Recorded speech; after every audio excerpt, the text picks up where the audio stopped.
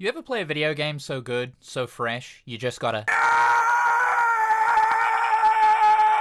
Welcome to Demon Tides, an open-world 3D platformer that combines ideas from 3D Mario games, Bowser's Fury, Sonic, and even Wind Waker, with the end result being one of the most refreshing platformer experiences I've played in a hot minute, and will easily be one of the best platformers of 2026. That's right, I did say open world, which is an uncommon format for platformers given that they are usually linear with only a few games like Super Mario Odyssey, Jak and Daxter, Banjo-Kazooie, maybe A Hat in Time, or even Donkey Kong Bonanza, breaking the typical mold and providing much larger, non-linear, open-ended levels, encouraging exploration, but still aren't true open-world experiences. In a way, the closest we've come to this is Bowser's Fury, an additional mini-experience, a part of the Switch re-release of Super Mario 3D World, where Nintendo experimented with the idea to have a Mario game set in a small but seamless open-world ocean, with each level being islands located within.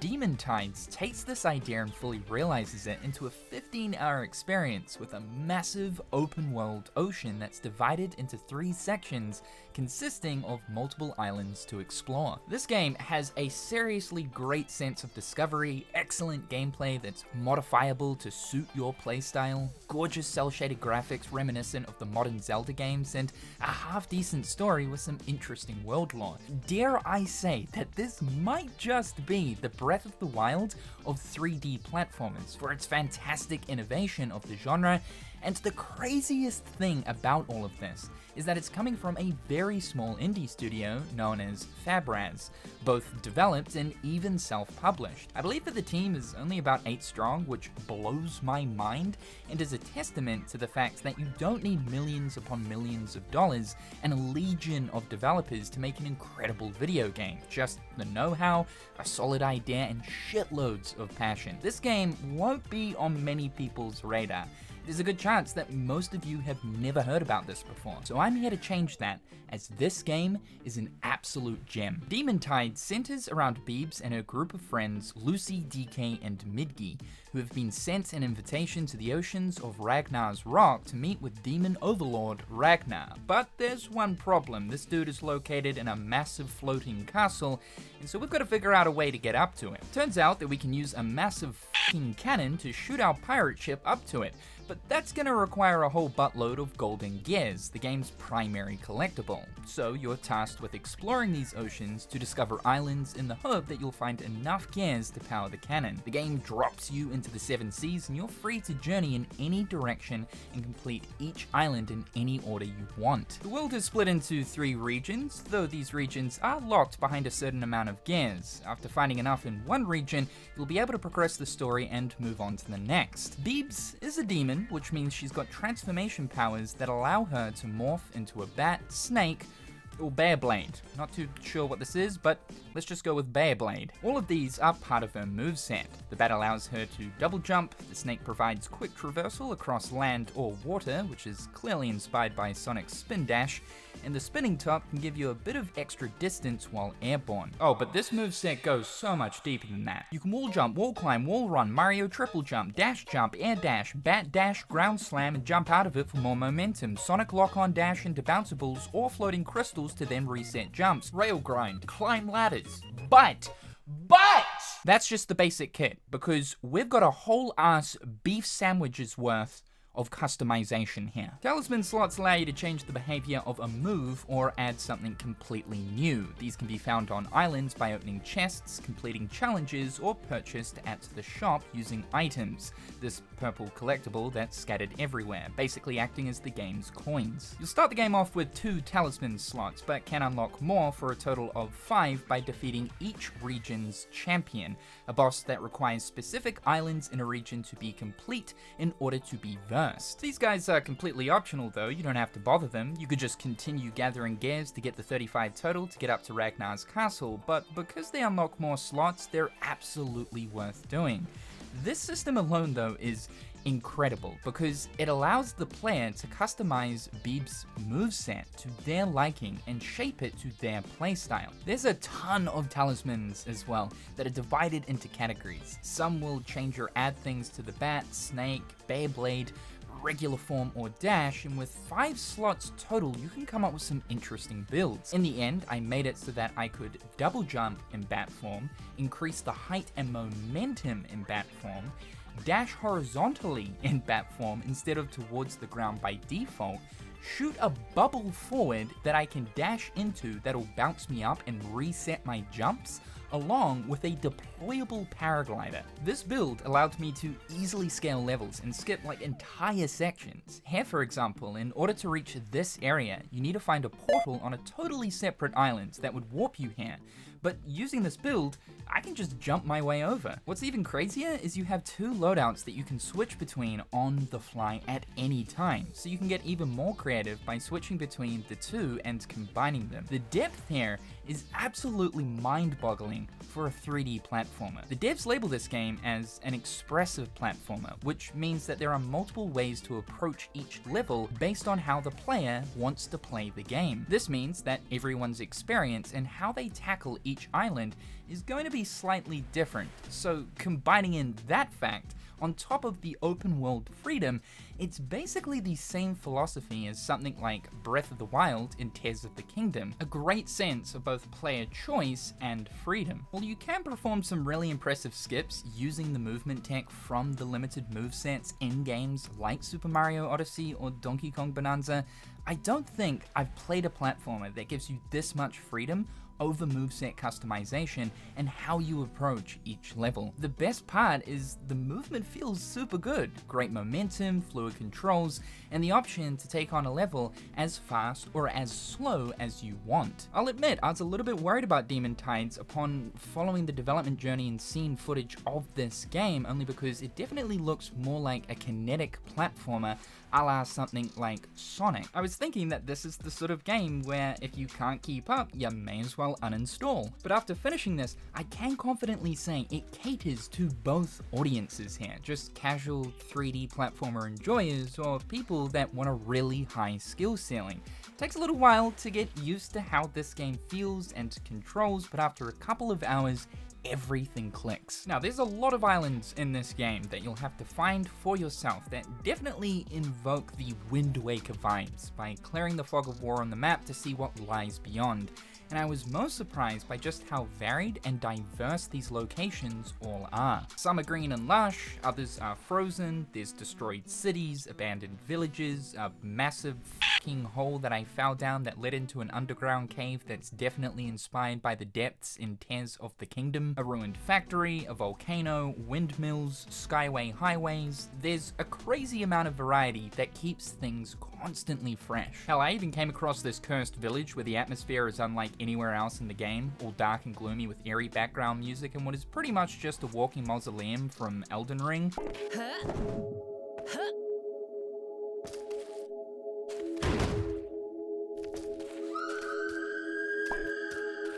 Yeah, I don't know what the fuck that thing is.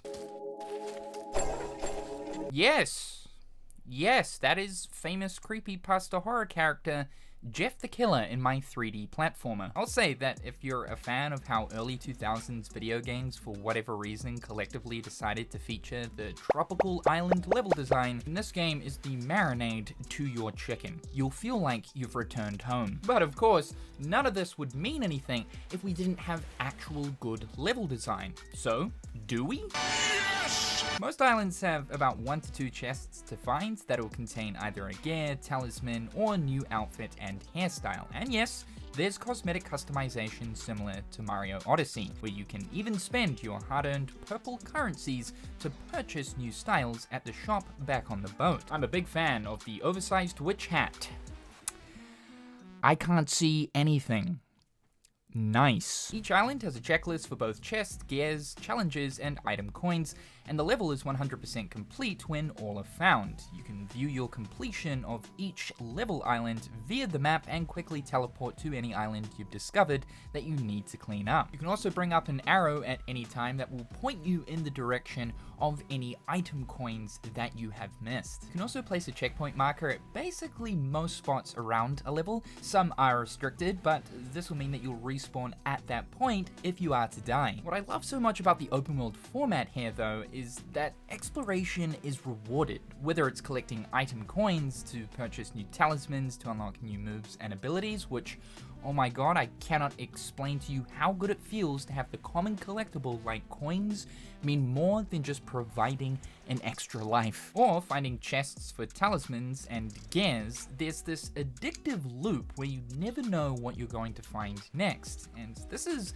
true for the actual content of each island as well. Whether it's ring racing, get to the marker before the time runs out, drone races, find 5 gear pieces to form a gear, invisible platforms, switch platforms, boss islands, combat challenges. It's so cold, my nipples might fall off, so I have to find a heat source. Triggers to activate on 3 separate islands that activate a whole new one to explore. Laser box jumping minigame, finding an object in one level that has to be used in another. Ghosts, chases, portals to another part of the map, saving babies. Saving babies! DK challenges, which restrict certain actions like jumping, or Mr. Mint challenges that are slightly more complex levels that are hidden in some islands. There is so much variety in level design that no 2 levels ever really feel the same. And I think that this is once again that Breath of the Wild approach coming into play, where rather than making locations in an open world basically copy, pasted, and repeated, make each one unique and different to encourage the player to want to explore the world. Additionally, once an island is 100% complete, you can then participate in online speedrun time trials to try and get the best completion time. There's 2 modes here, one where players can use talisman loadouts, or one without, just using the basic moveset. Now, this game's got a lot of NPCs, and most you can talk to. Generally, they're not important and are rather just there for world building, but they're worth talking to get an explanation on the location you've found yourself in, or if you just want some funny dialogue. Like this baby chicken who told me, "I just ate a weird grape, and now I taste sound." Your parents around? Yeah, your words taste funny. I'm Bert, and I buried my friend in the sand. Would you like a baked bean? The game features very minimal voice acting and is rather presented in sound effects and animated text for expression, which I think actually suits the style of Demon Tides. I quite enjoyed this.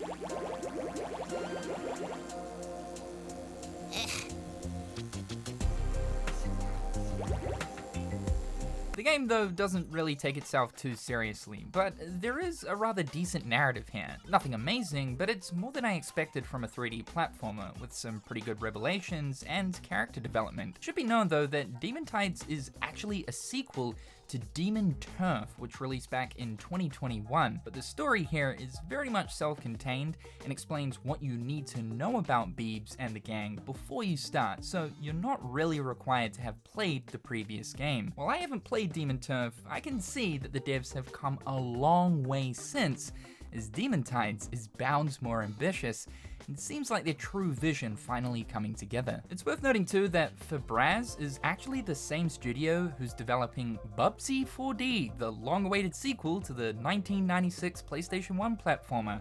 I actually don't know if it is long-awaited, like did people want Bubsy 4?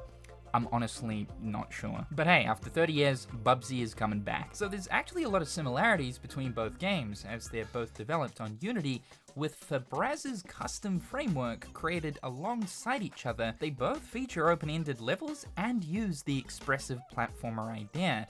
The game isn't due to release until April, but if you enjoy Demon Tides, it might actually be worth checking Bubsy 4D out when it releases, as it's looking like a massive departure compared to the previous 1996 game. The music here is also another strong point because, delicious.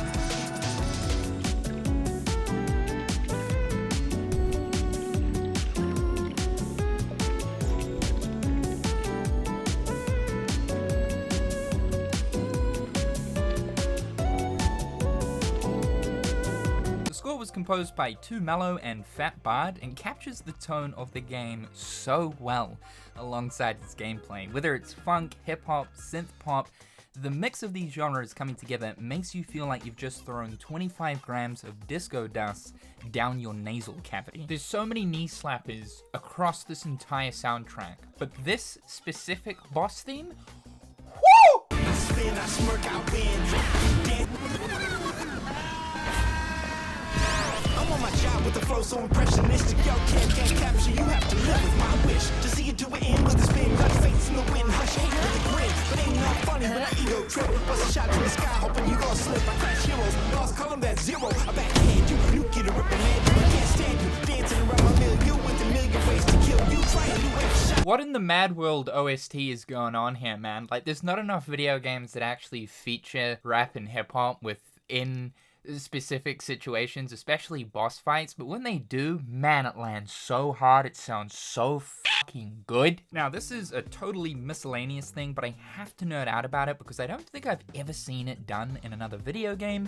When you quit out of the game and go back to the main menu, you'll see that Beeves is sitting in the level you were just at when you quit, and loading your save throws you straight back into the game instantly, meaning that the main menu exists within the main instance of your current save. This makes jumping back into Demon Tides incredibly seamless, and I thought it was a really nice touch that the devs threw in. There's also a graffiti system as well. You got a bunch of different things that you can spray around most parts of like any of the levels around the world. And the coolest thing is this is an online component, so you're constantly seeing graffitis that have been left by other players. In a way, this sort of reminds me of From Software's message system that you often see in games like Dark Souls or of course Elden Ring. Honestly, the only bad things I can say about this game is the camera can sometimes fight against you. I absolutely got sick of DK's character. Amazing character design though, by the way, but his dialogue is incredibly cringe, as his lingo, the way he literally speaks, is as if he is terminally Twitter or Insta posting. Though what's funny is he's actually questioned about the way he talks in the game, and yes, there is an in-game lore reason for it, so it is absolutely intentional. But ultimately, my biggest complaint, I just want more. I do wish that there were some extra hard levels to put your talisman loadouts to the test, though I guess that's what the speedrun leaderboards are for. It took me about 15 hours to see and do everything, so it's a pretty good amount of playtime for a 3D platformer. Not too short, but not too long, and remembering too that this was made by about 8 people. I'd love to see the game eventually expanded though with DLC, as honestly, it's absolutely one of the best platformers I've played in recent times. I can't recommend this enough. Whether you're a fan of the 3D Marios, Sonic, Jak and Daxter, Spyro, I can assure you that your dopamine receptors will be flaring every step of the way. What's great is, this game is launching at $20 US, which is just insane value for what you get here. A massive downside though is it's only launching on Steam and Switch. Unfortunately, both Xbox and PlayStation miss out, though I'm hoping that eventually Fabraz will bring it to more systems. A big thanks to Fabraz for hooking me up with a review copy. The game more than exceeded my expectations. I just simply wasn't expecting it to be this great. I absolutely slapped this game with 90 chicken drumsticks out of 100. Thank you so much for tuning into today's video. Be sure to slippity slap that like button. It helps me out more than you know. Subscribe if you want to keep up with all of the nonsense going on here. A big shout out to my wonderful patrons and YouTube members. I hope you're all having a fantastic day, and we'll talk again real soon.